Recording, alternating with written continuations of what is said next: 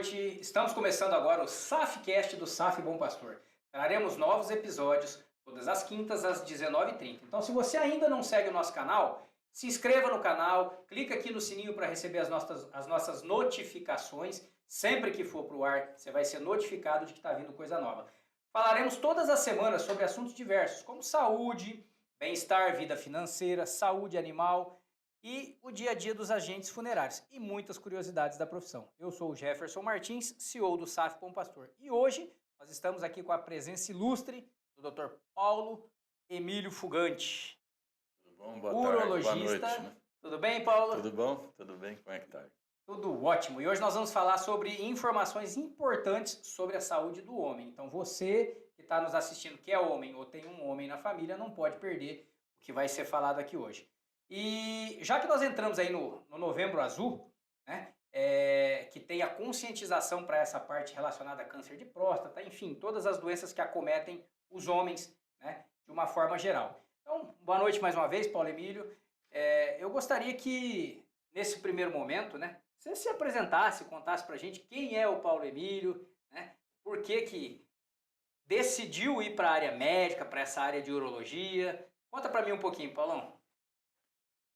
Jefferson, isso aí a gente nem gosta de falar, mas é assim, foi natural, né? Você vai estudando, vai vendo as coisas que você pode ajudar os outros e tem que gostar do que faz, né, Jefferson? Então, particularmente eu gosto do que eu faço, né? Eu trabalho bastante no consultório, no Hospital do Câncer, trabalho aqui em Biporã já tem uns quase 20 anos já também, né?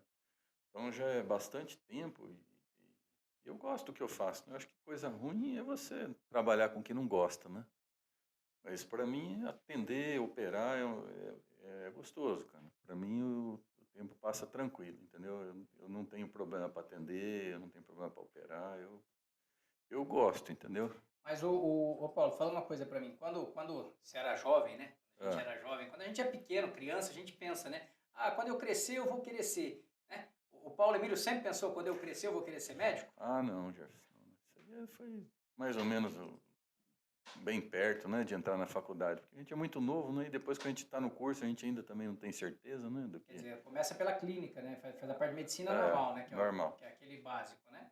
Depois você não sabe se é aquilo que você quer, você vai...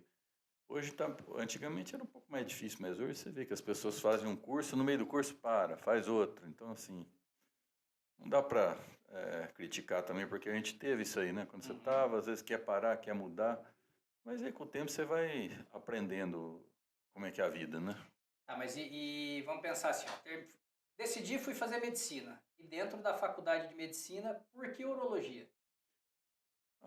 Eu fiz residência em Santa Casa de São Paulo, então era uma residência muito boa para fazer. Então lá você aprendia algumas coisas bem na prática, era um lugar com bastante movimento e que aí você vai, como você passa por todas as especialidades, né, você vai conhecendo as características de cada uma, porque você faz 2 anos de cirurgia antes e depois vai para a residência de especialidade. Então você vai vendo, você vivencia um pouco o que é de cada especialidade para então tomar sua decisão. E é claro que depois, né, você toma sua decisão, mas você precisa ir para uma prova, etc, né? Então é mais ou menos assim, você vai vendo como as coisas vão indo, conversando com as pessoas, né, ver se aquilo que é uma especialidade de que jeito que é, você tem que mexer com o paciente, tem especialidade que não tem contato com o paciente, tem especialidade que tem mais contato. Então eu escolhi porque tem câncer, né, eu gosto de câncer, né, de lidar com câncer, né, e a urologia é uma especialidade com muito disso, né, e a urologia é uma especialidade que tem bastante equipamento, então é uma especialidade legal. Assim, ela tem muitas subespecialidades. Você pode mexer com incontinência urinária, pode mexer com criança, pode mexer com transplante, pode mexer com câncer, com pedra, com aumento da próstata, com problema de ereção. Então, ela é muito, a urologia é muito vasta, né? Se você for ver, tem muita coisa para fazer. Então, é bexiga neurogênica, que eu gosto, que é paciente com cadeirantes, né, que não urina direito. Então, assim, tem várias subespecialidades que você pode ir para uma ou para outra ou para mais de uma, Então né? tem um campo bem vasto Ah, assim dentro da tem, urologia, você consegue, tem, né, tratar muita coisa, né? tem. E eu acho que é que nem você falou agora há pouco, né? Tem uma coisa que é uma frase que eu levo para mim que é assim, quando você trabalha com o que você ama, o trabalho deixa de ser trabalho, né? Ah, é Passa a ser gostoso, né? prazer, né? Então, descubra uma coisa que você Eu ama e não gosto. trabalhe nunca mais, É né? isso Mais ou aí. menos por aí. Ô Paulo, mas fala uma coisa, a urologia, a gente ouve muito falar, quando você fala em médico, né? A gente ouve no linguajar popular aí, ah, eu vou no cardiologista, eu vou procurar um ginecologista, né? Dificilmente alguém, né, relata a ida no urologista. Como é que é a procura disso? Tem uma procura constante? Como é que é o fluxo disso no consultório? É assim, Gerson, vem pacientes que a gente já trata, né, de algum tempo, porque conheceu em pronto-socorro, em situação de urgência. E como eu mexo um pouco com câncer, né, razoavelmente com câncer, eu coordeno a equipe de urologia do Hospital do Câncer, tem paciente com câncer já diagnosticado. Entendi. Então, assim, os pacientes, muitos vêm já sabendo, né, o que vai fazer, ou já tem uma ideia, né? Então, e é claro, tem pacientes que vêm com outras doenças, que vão lá para fazer um diagnóstico, simples acompanhamento. Mas hoje é mais tranquilo do que era talvez mais Uhum. antigamente, que o homem tinha mais medo. Hoje é comum a pessoa ir lá, né, fazer um preventivo, dar uma olhada e fica com medo, né? Hoje é comum vir no consultório. Eu até te fiz essa pergunta porque, assim, levando até em consideração o meu caso, né? Eu cheguei no hospital com um quadro Urgência. de urgência de pedra no rim, aí foi numa ocasião que eu te conheci, já vai aí para alguns anos que a gente se conhece, né? E daí para lá acabou virando meu médico urologista, mas até então nunca tive aquela preocupação de procurar um urologista, né? Então até por isso que eu perguntei, né? Mas aí para você que está em casa assistindo a gente, para não passar por uma situação como eu precisei passar de procurar na urgência, quais são os momentos assim que o homem já deveria começar a se preocupar em procurar, por exemplo, um médico urologista para uma prevenção? Porque o brasileiro tem muito disso, né? Ele só procura na urgência, quando tinha que ser o contrário, a gente tinha que procurar prevenir para não precisar chegar num momento de urgência. Quando que é o momento mais ideal para quem está assistindo a gente em casa aí, saber assim, olha, eu sou homem e eu já devo pensar em me preocupar com alguma coisa nisso? Ó, Gerson, para a questão de próstata, hoje, entre 40 e 50 anos, o homem tem que começar a se preocupar e ver se passa com o urologista e o urologista vai definir o risco dele, né? Se você tem um risco maior, raça negra, parentes na família com câncer de próstata ou câncer de mama, isso aí aumenta o teu risco e induz, né, o médico a te olhar com mais frequência e mais cedo, né? Por outro lado, pessoas que têm menos fatores de risco, você pode começar um pouco mais tarde.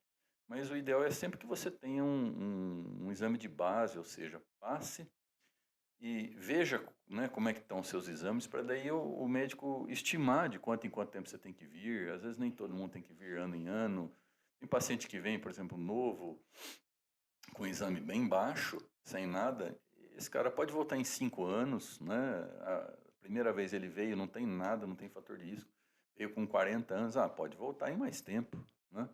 Não existe assim, não tem uma regra absoluta. As sociedades, né, de urologia, elas elas tentam colocam critérios para você fazer isso, mas isso depende muito de várias coisas, depende das doenças que a pessoa tem, né, Uhum, para fins de câncer de próstata. Mas a gente vai falar mais, né, para frente. uhum. E as outras doenças, Jefferson, assim, tem doenças que, por exemplo, cálculo renal, né, que você tem, que é comum, é 15% da população. Isso aí é uma doença que dá para reduzir a chance de ter. Então, né, você pode fazer algum grau de prevenção. Então, se na família tem, né, e você tem, é certo, é melhor que você procure, porque você vai conseguir ter benefícios. Em vez de você ter 10 cólicas de rim em um ano, dá para reduzir o número disso. E Uhum. só quem teve sabe. Sabe como é que é doído? Então, assim, é possível fazer essas coisas, né? Então, isso é que a pessoa não vai quando ela está bem, ela vai na Na urgência, urgência, né? exatamente. E homem principalmente, né? Ah, é pior, né? E homem principalmente. Mas falando aí falou do câncer de próstata, né? Quais são hoje os principais sintomas que a gente pode dizer assim, olha, se tiver isso ou isso ou aquilo, começa a se preocupar porque pode estar desencadeando aí alguma questão de um câncer de próstata. Tem assim alguns sinais que o corpo dá que a pessoa pode começar a ficar mais alerta? Ó, normalmente o câncer de próstata inicial, ele não dá sintoma nenhum, né? Uhum. A pessoa não sente nada. Então, hoje, grande parte das pessoas que vão para a cirurgia de câncer de próstata, elas não tiveram nenhum sintoma, elas foram atrás de preventivo, descobriram ser portadoras de câncer de próstata e acabaram indo para o tratamento, Uhum. cirurgia, radioterapia, seja qual for. Quando a pessoa tem sintomas, ela pode ter sintomas daí de uma doença um pouquinho mais para frente, né? Então, assim, pode ser sintoma de dificuldade para urinar, mas isso se o câncer estiver apertando a próstata, né? Uhum. Sintoma de dor nas costas, que pode ser sintoma da metástase, né? Que o tumor espalha para a coluna. Mas normalmente o câncer de próstata a pessoa não sente nada, né? Então a maioria das pessoas que a gente opera, né, elas não têm sintoma nenhum. É diagnóstico pelo exame, né, e indicado o tratamento. Mas aí você falou agora há pouco questão tem alguns fatores que tem algumas pessoas que têm predisposição a mais e outras menos, né? Você falou no caso da Sim, pessoa de cor negra, alguma coisa nesse sentido. Ela é mais suscetível a ter isso? sim. O câncer de próstata, ele é um câncer que depende de alguns fatores, né? O fator principal de câncer de próstata é a idade, né? Uhum. E tem fatores outros que são fatores herdados, né? Tem fatores genéticos, só que eles respondem uma parte menor, né, dos cânceres. Então, os tumores de próstata, 90% deles não tem um fator de risco desses genéticos. Você não encontra. Uhum. Por outro lado, tem alguns pacientes que têm alterações que predispõem. Então, a raça negra, ela tem câncer mais precoce, mais cedo e tumores mais agressivos. Tá? Entendi. Então, nesses casos, você tem que ter uma atenção maior, né?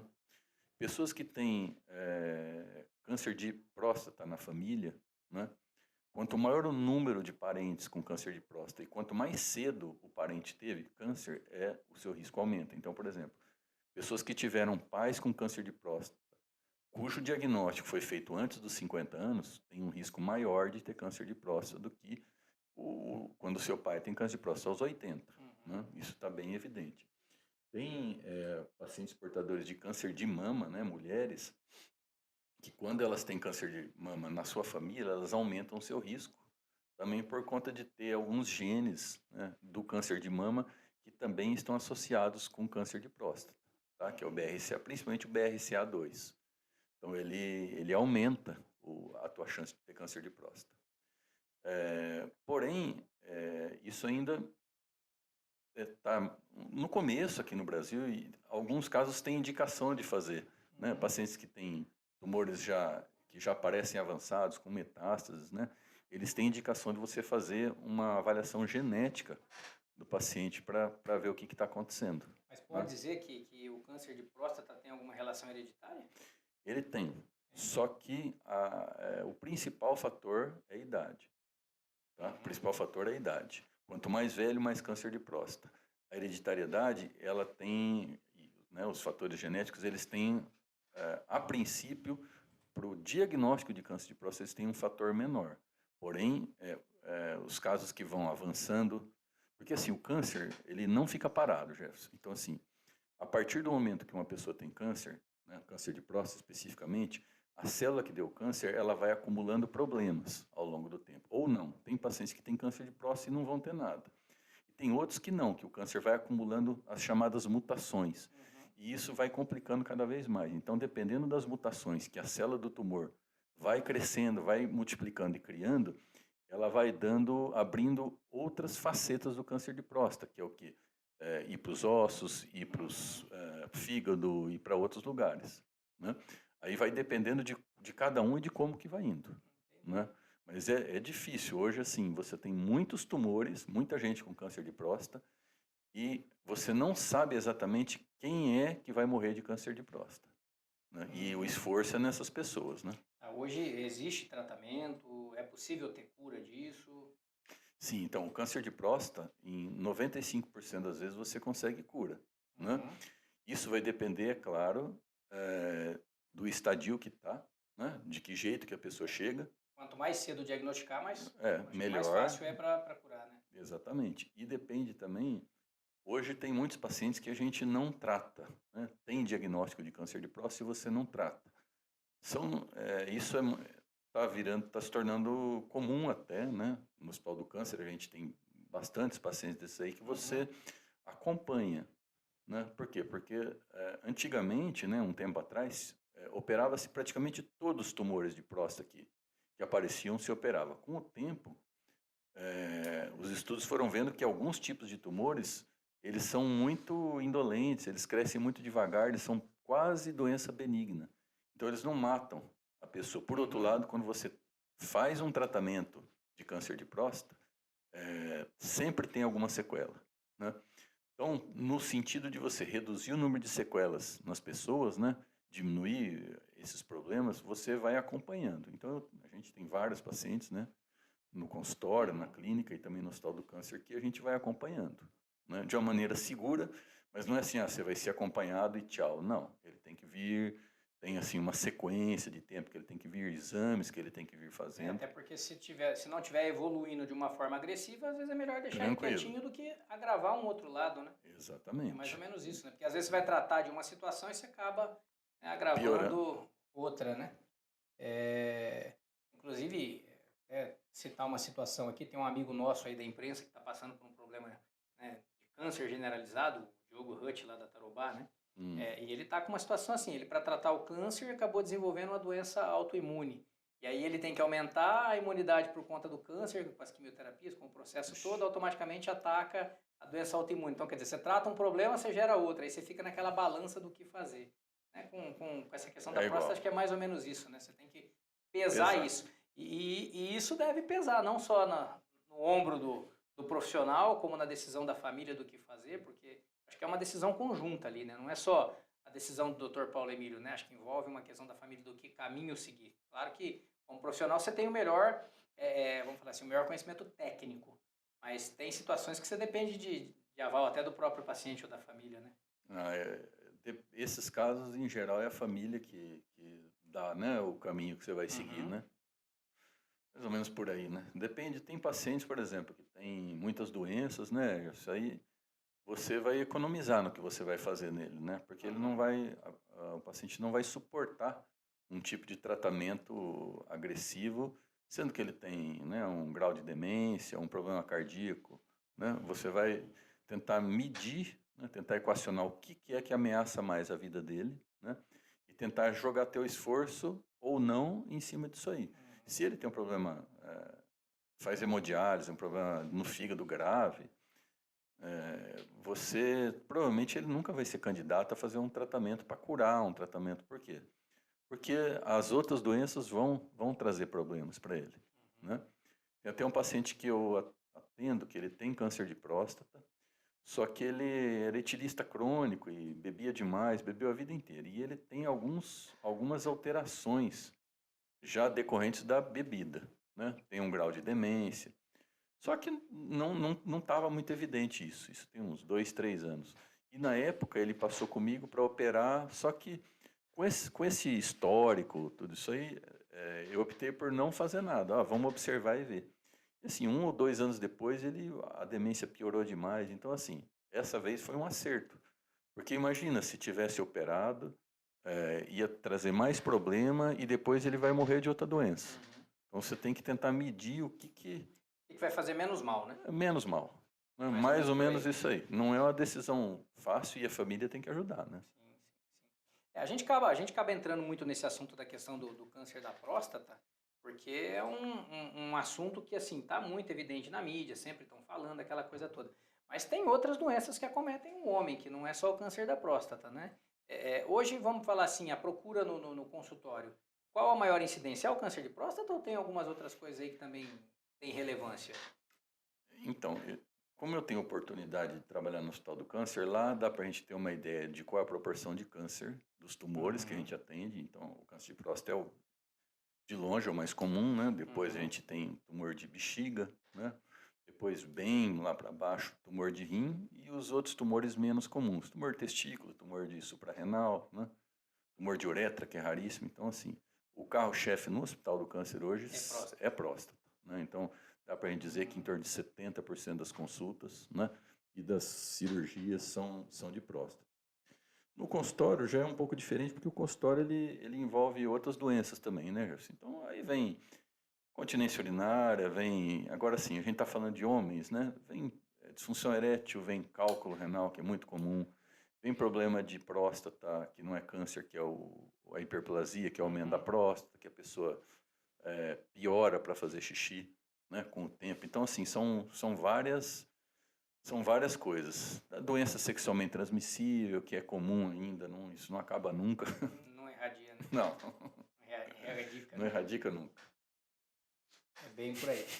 Ô Paulo, a gente tem costume de colocar, né, nas nossas mídias aí as caixinhas de pergunta e vieram algumas perguntas aqui por parte de alguns seguidores nossos, né? Uma pergunta que fizeram aqui, se o câncer de próstata dói, né? Você já comentou agora há pouco que não tem nenhum sintoma, não dá dor. No início ele não dá dor nenhuma, ele vai dar dor em fases avançadas só.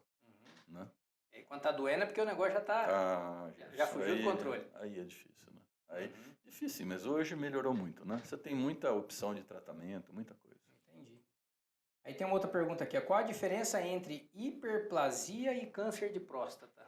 Tá? A hiperplasia é um aumento da próstata sem estar relacionado ao câncer, né, maligno, então ela é benigna, e está relacionado a uma alteração hormonal que o homem vai tendo durante o envelhecimento. Então, a partir dos 30 anos, a próstata já dá algum sinal de crescimento, em alguns cresce mais, em outros cresce menos, e ela não tem uma relação direta com o que a pessoa sente. Então, na maioria das vezes, a pessoa não sente nada, né? Só que em alguns casos ela pode começar a sentir dificuldade para urinar, vai fazer xixi demora, o jato urinário, em vez de sair de uma vez, ele sai de picadinho, sai, para, sai, para.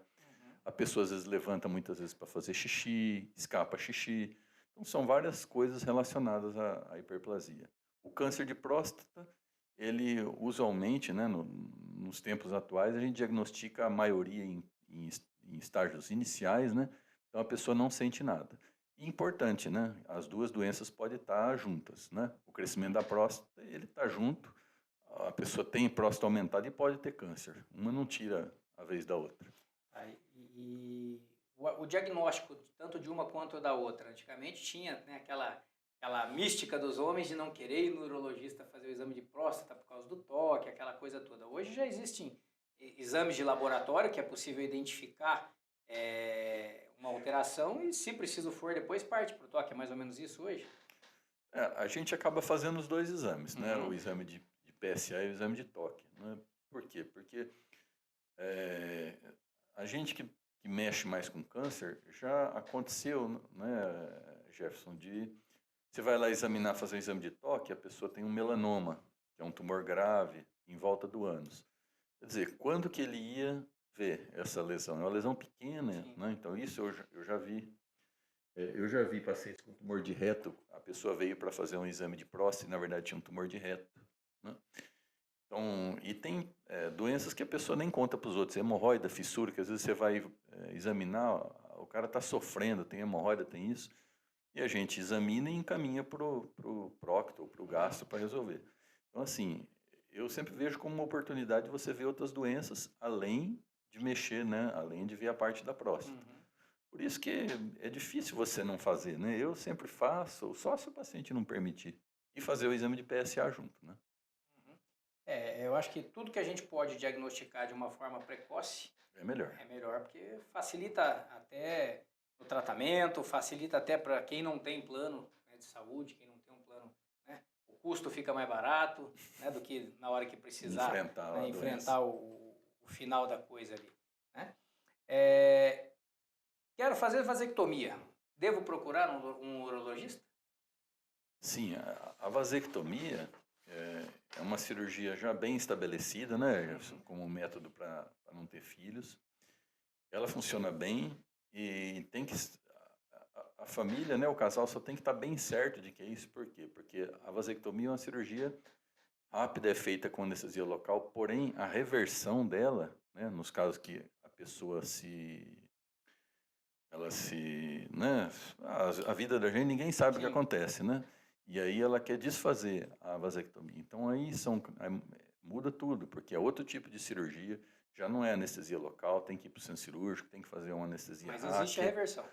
Existe, mas a reversão, Jefferson, ela não é de 100%. Uhum. Então, por exemplo, se você fizer uma vasectomia hoje e reverter amanhã, que seria a taxa aí entre 0 e 5 anos, por exemplo, já de cara a chance de engravidar a esposa é 75%.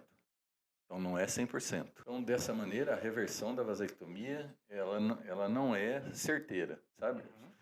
Então, assim, primeira coisa, quando for fazer vasectomia, tem que estar bem consciente do que vai fazer, né? Por isso que, né, normalmente, pela lei, é solicitado que o casal aguarde 60 dias para pensar a respeito, né, para ter certeza dessa decisão. Tem os critérios, né, de idade, acima de 27 anos, tem que ter filho. Tem pacientes hoje em dia, a lei ela dá uma interpretação, né, até dupla ali, mas tem pacientes que procuram a gente sem filhos para fazer a vasectomia também. Isso está bem frequente, né? Com o custo de vida, com as coisas que tem hoje, né? Então, assim, é uma cirurgia que eu particularmente faço bastante, porque vem muito paciente, né? Hoje Uhum. tem muito paciente. Isso é feito no consultório mesmo ou tem que fazer no hospital? Eu faço no hospital, sabe, Uhum. Jefferson? Porque você tem uma estrutura ali que se der alguma coisa, algum problema, nunca dá problema, né? Porém, pode Se acontecer. acontecer, você tem que estar Na respaldado. verdade, eu já tive paciente, por exemplo, que estava fazendo a vasectomia e aí escapou um dos segmentos, um dos pedacinhos do ducto, aí você não encontra, aí o paciente estava com dor, aí teve que fazer uma anestesia RAC para fazer, para completar a Uhum. cirurgia, senão ia ficar uma cirurgia incompleta. Então, assim, é raríssimo de acontecer, né? Quantas vasectomias que eu já fiz, né? Mas pode acontecer. Então, por essa razão que eu acabo fazendo em hospital. Entendi. Ó, tem uma outra pergunta aqui que o nosso seguidor perguntou: se existe alguma doença sexualmente transmissível que faz com que a pessoa fique infértil, que não possa ter filho? Sim, Tem, né? Várias. sim, várias. Então, é por isso que doença sexualmente transmissível a pessoa tem que tratar logo, né? Primeiro que pode passar, né? Passa para a mulher e às vezes a mulher não tem sintoma, não sente nada e para ela dá problema também. Para o homem geralmente tem sintoma, né? Então, quando é gonorreia, né, ou clamídia, tem corrimento e eles podem subir, ir para o testículo e estreitar pedaços do canal, sabe? Então tem gente que passa a não consegue produzir espermatozoide, ou produz, mas não passa. Uhum. Então tem várias coisas, né? Então doença sexualmente transmissível tem que correr atrás, né? Entendi. Tem que se Pode cuidar ficar mesmo. Na infértil, realidade, pode. tem que se antecipar para não ter. Mas É, se tiver, tem que procurar. tem. É mais ou menos por aí, né? E quando o homem, né, ele precisa saber se ele é infértil, né, que quando ele está planejando ter filho, alguma coisa nesse sentido. Quer dizer, ele tem que passar por uma consulta contigo e aí é solicitado alguns exames, é isso? É assim, o diagnóstico de infértil, né, de casal infértil, ele é dado, via de regra, com 1 ano de tentativa sem ter filho, Uhum. né? Então, assim, às vezes muitas pessoas vêm para ver, né? Isso é um casal jovem, né? Uhum. A pessoa vem, né? Mulher jovem, o rapaz novo, estão aí 3 meses, 4 meses, 6 meses tentando ter filho e não engravida. Não tem o que fazer. Você vai aguardar um tempo para isso, para ver se realmente é um casal que tem problema. Aí, se a partir de 1 ano não consegue ter filho, aí você faz investigação, né? Aí pede um espermograma, alguma coisa nesse sentido, para Isso, ver se o problema está com ele, se está com ela, é isso? isso. Geralmente, na maioria das vezes, os dois têm alguma coisa, né? Uhum. Então, aí você tem que fazer. Aí tem algumas perguntas padrão, algumas situações, algumas condutas protocolares que você tem que ir fazendo, né? Vendo idade, se alguém tem filho, né, com outra parceira, doenças de infância que podem acometer, pessoa que fez uma cirurgia de hérnia na infância que pode ter lesado o canalzinho deferente, doenças, né? Por exemplo, hoje está muito comum a obesidade atrapalha para ter filho, é, medicamentos, né? Hoje tem vários medicamentos aí que podem atrapalhar a fertilidade. Então, por exemplo, alguns remédios para queda de cabelo, por exemplo, finasterida é um remédio que um monte de gente, né? Tem bastante gente que Comum de usar, usa, né? ele pode atrapalhar para ter filho. Os antidepressivos, dependendo também, podem dar alteração. Dependendo, por exemplo, tem várias coisas. Tem gente que usa testosterona, né? Exógena, ou seja, faz aplicação de bomba, não consegue ter filho. Então você vai tendo que conversar, é uma conversa bem É uma comprida. investigação mesmo para chegar no Tem, porquê que está acontecendo. tem muita coisa para você perguntar, tem muita coisa. Tanto que eu tenho, na verdade, uma ficha de elementos para você Preencher perguntar. ali Para perguntar porque para não deixar passar nada. O tipo de profissão da pessoa interfere, então quem faz soldador tem mais chance de infertilidade. Então tem várias coisas, tem várias. Então você tem que ir vendo profissão, o que faz, se fuma, se bebe, se usa droga. Quem usa maconha reduz a chance, né, de ser fértil. Tem tanta coisa que você tem que ir perguntando. Então assim, eu tenho várias, né, eu tenho um formulário padrão que eu vou perguntando para não deixar escapar, porque às vezes né, já aconteceu de um rapaz de finasterida, por exemplo, estava lá, chegou na clínica, um cara novo, não consigo ter filho, papapá, exame ruim, você vai ver, era finasterida.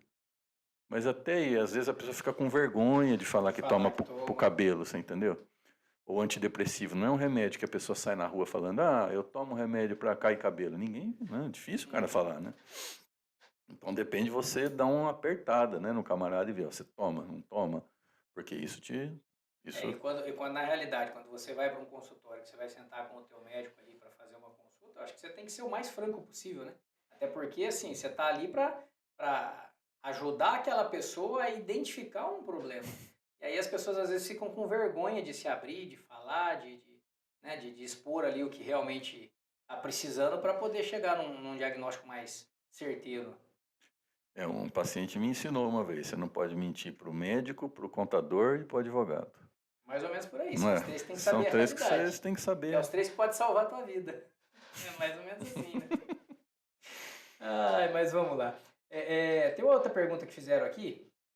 Eu via muito, nunca aconteceu comigo, graças a Deus, mas eu acho que deve ser uma dor até considerável. Torção de testículo é normal? Como evitar? A torção de testículo, ela não é muito comum, mas ela é grave à medida que ocorre numa pessoa jovem e que em pouco tempo perde o testículo, né? Então, se você não atuar logo, né, aí depende de uma cadeia de eventos. Então, a pessoa vai ter dor, mas ela tem que tem gente, né, já muitas vezes a criança ou a pessoa fica com vergonha, não fala para o pai, não fala para a mãe e perde o testículo. Vem lá depois 3, 4 dias já com o testículo morto.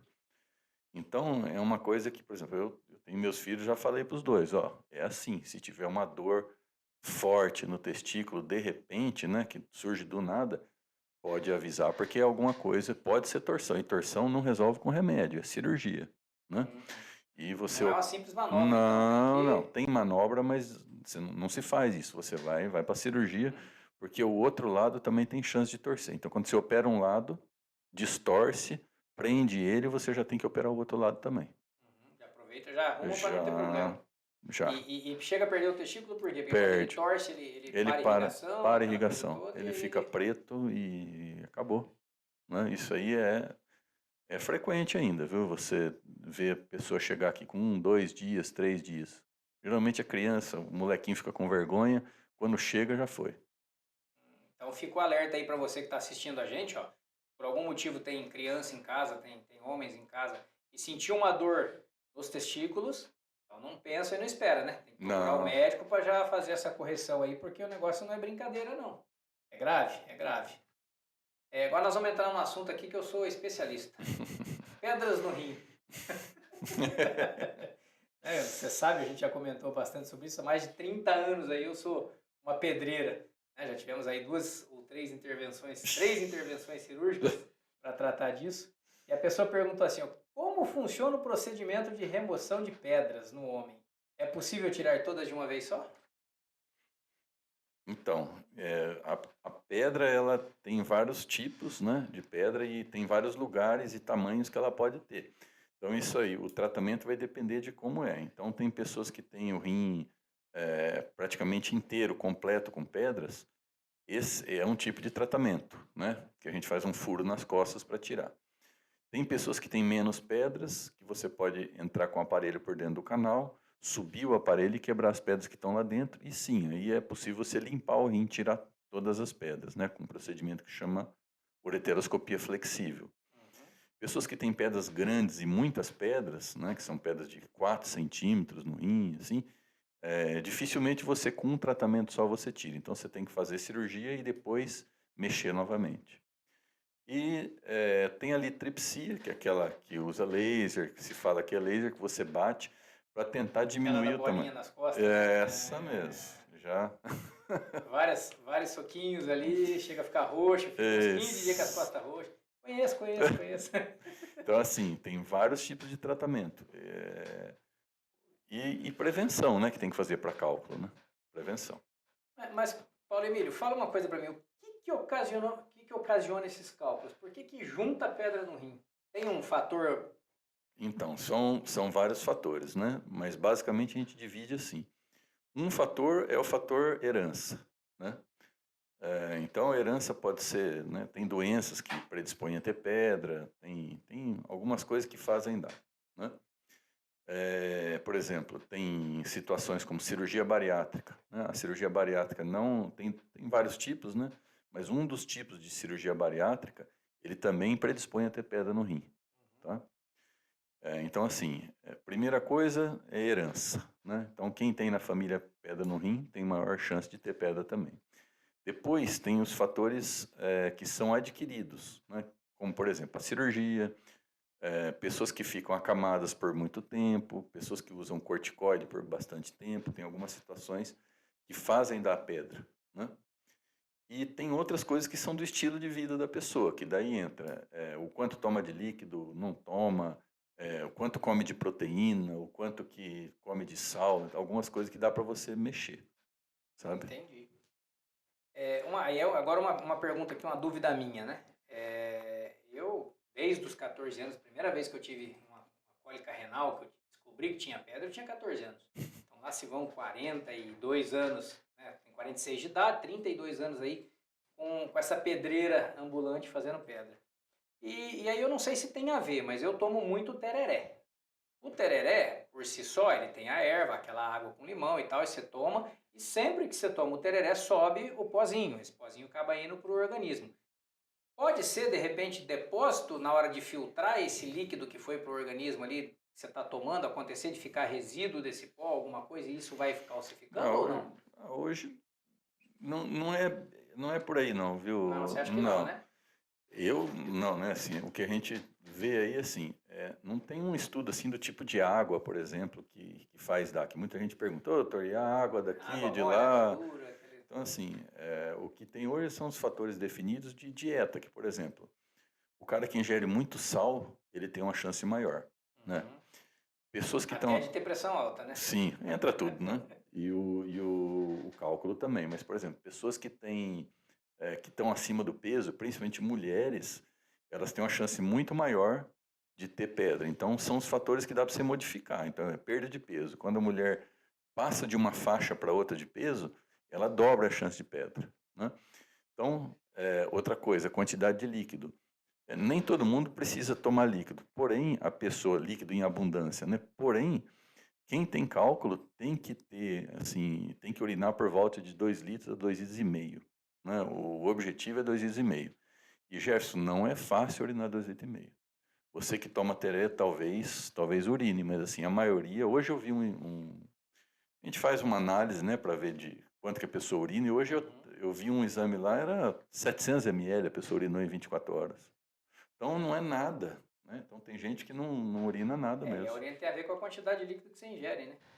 Quanto mais líquido Tem, você tem. beber, mais chance de urinar você tem, né? E a meta é o quanto você urina, não é o quanto toma de água.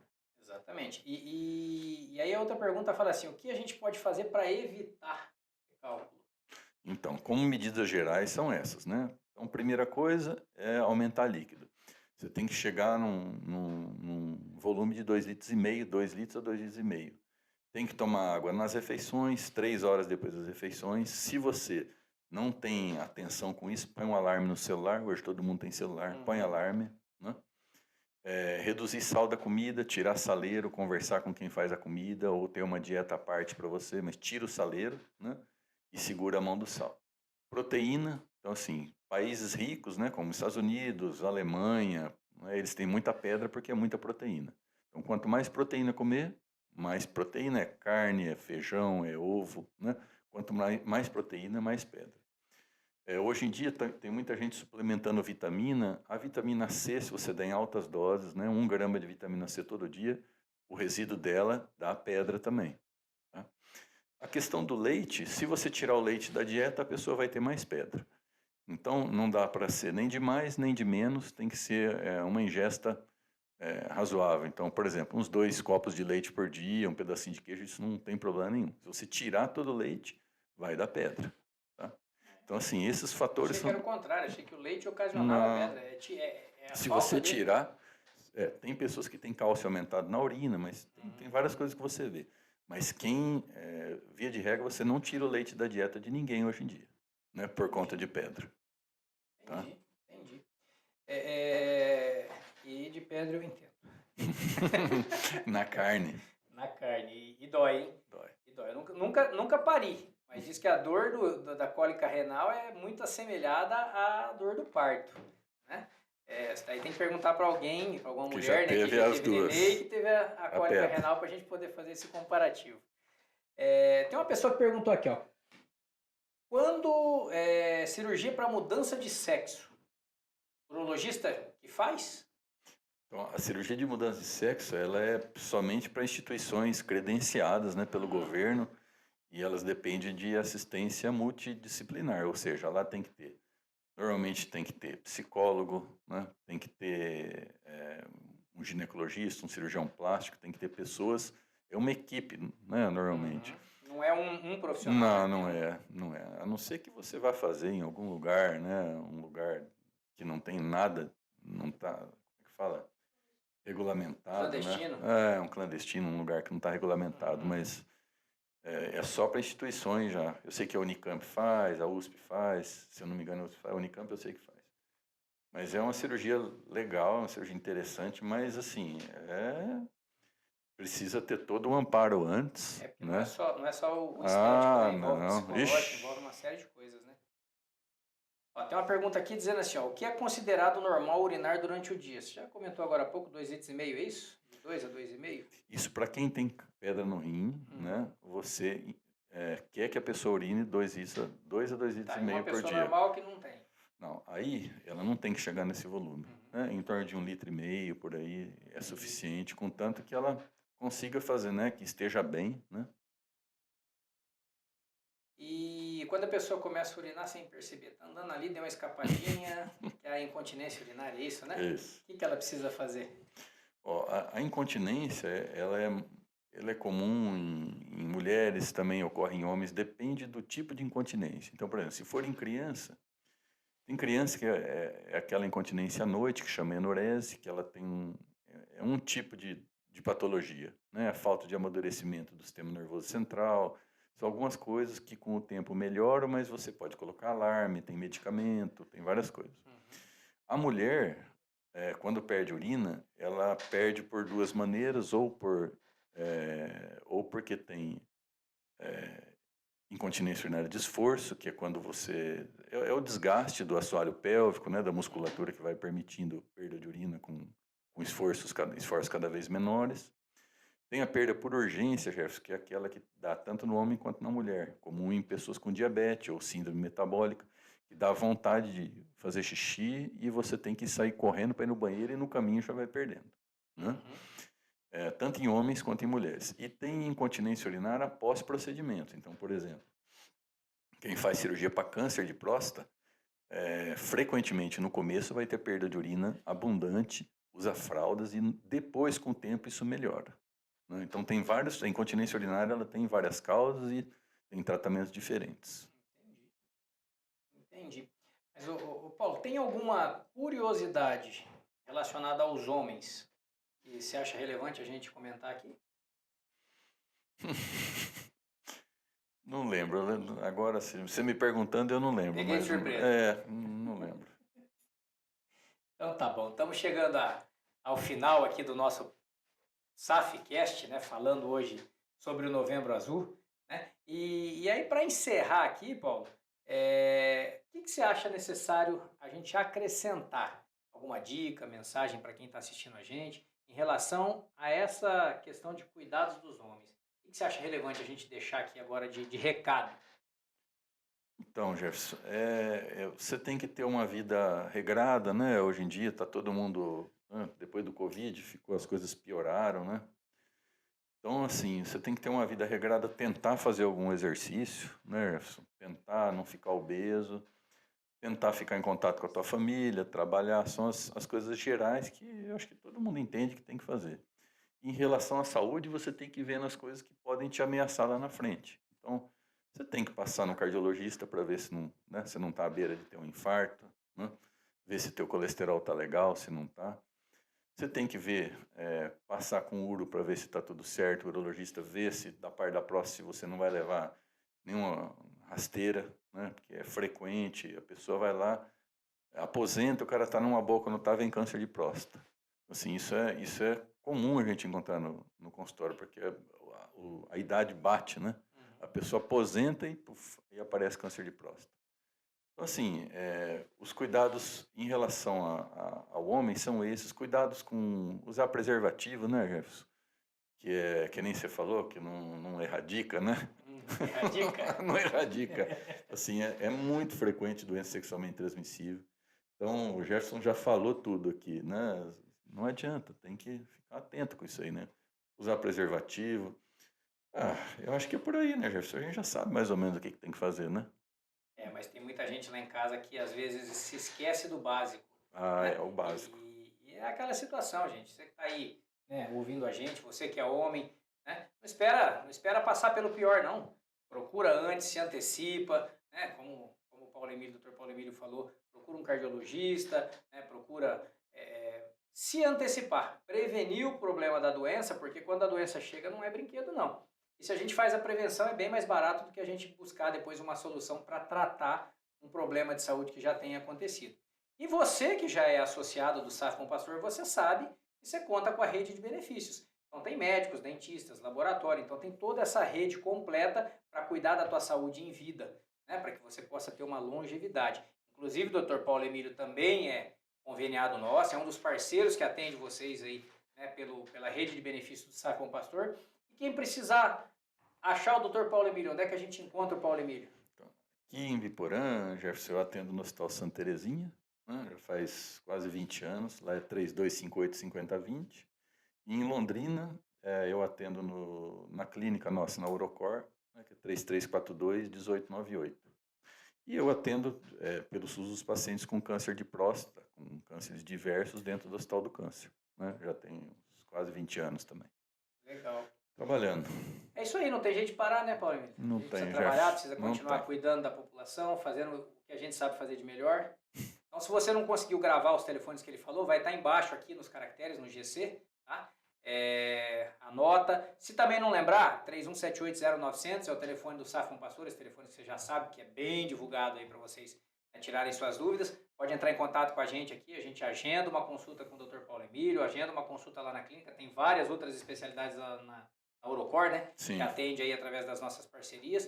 Então não perde tempo não, tá? Queria te agradecer mais uma vez a disponibilidade. Eu sei que a tua agenda é complicadíssima, quem atende aí na clínica, no Hospital do Câncer, no Santa Terezinha aqui em Biporã. A gente sabe que a agenda é bem vasta aí para atender.